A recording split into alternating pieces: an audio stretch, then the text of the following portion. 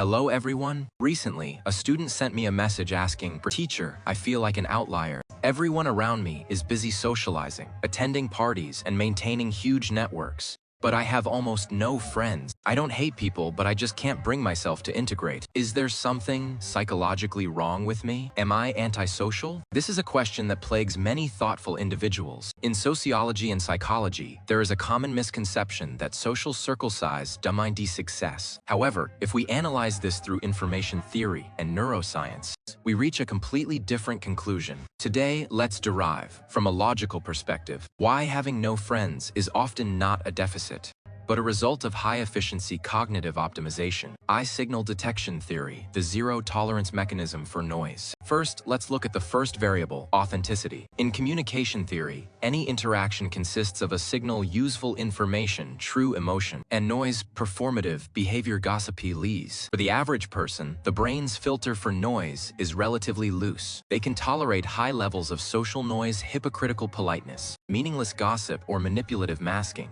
because their priority is network expansion. However, for individuals with high self-awareness, the brain functions like a high-precision radar. You possess an extremely high signal-to-noise ratios (NR) requirement. When someone smiles at you but harbors conflicting intentions, your brain instantly detects the incongruence between their micro-expressions and their words. To you, this fake personality is not just annoying, it is cognitive pollution. Therefore, your choice to be alone is actually a filtering algorithm. You are rejecting low-quality data inputs. You would rather have a null set, 0 friends, than a set filled with error data, fake friends. This is not being antisocial. This is protecting the integrity of your information environment. Second, information entropy. The economic cost of small talk. Why do you hate small talk? Let's use Shannon's information theory to explain. Information value is determined by its entropy, uncertainty, and novelty. Deep conversation. What drives human behavior? The future of AI, the meaning of suffering. These topics have high entropy.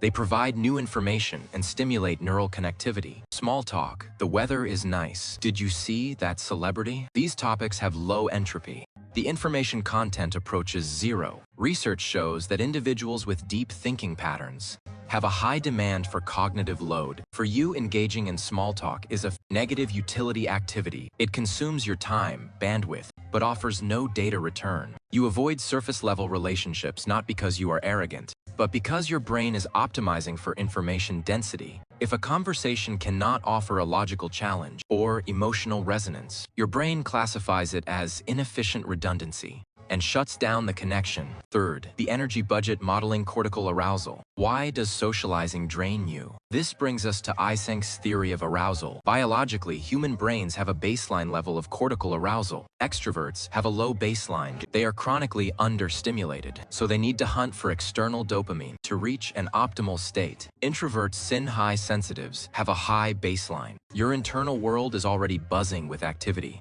When you enter a social environment, you are processing data on multiple threads, analyzing tone, observing body language, predicting reactions. Your CPU is running at 100%. Therefore, for you, socializing is an energy expenditure event, not an energy acquisition event. After a social event, you hit a shutdown threshold. You need complete solitude, not because you dislike humans, but because your system needs to clear the cache and reset neurochemical levels. This is a biological necessity, not a personality defect. IV system stability, low social dependency. Let's look at the control theory of your happiness. Most people operate as open-loop systems. They require external input validation, like constant company, to maintain emotional stability.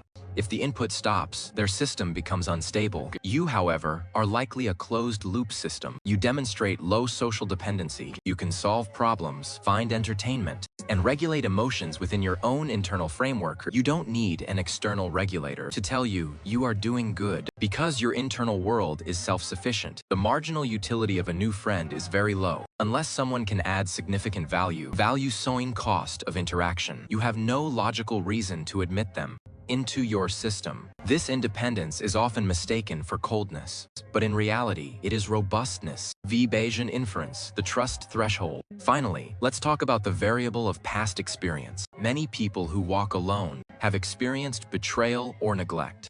In statistics, this changes your prior probability.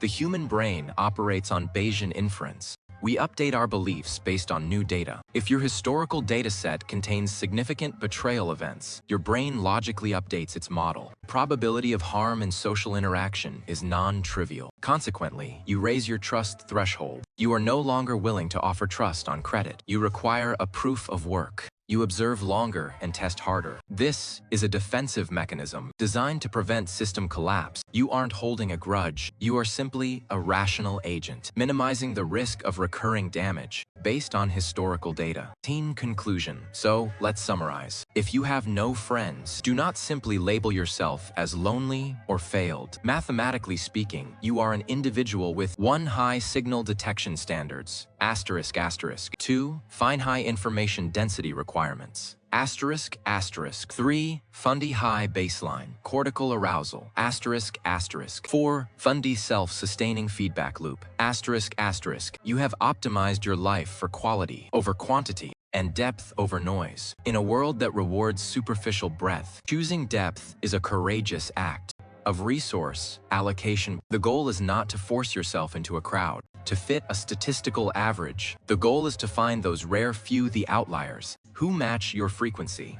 Until then, walking alone is far more logical than walking in the wrong direction. If you found this logical breakdown helpful, don't forget to subscribe. We analyze the underlying systems of human behavior to help you understand yourself better. See you next time.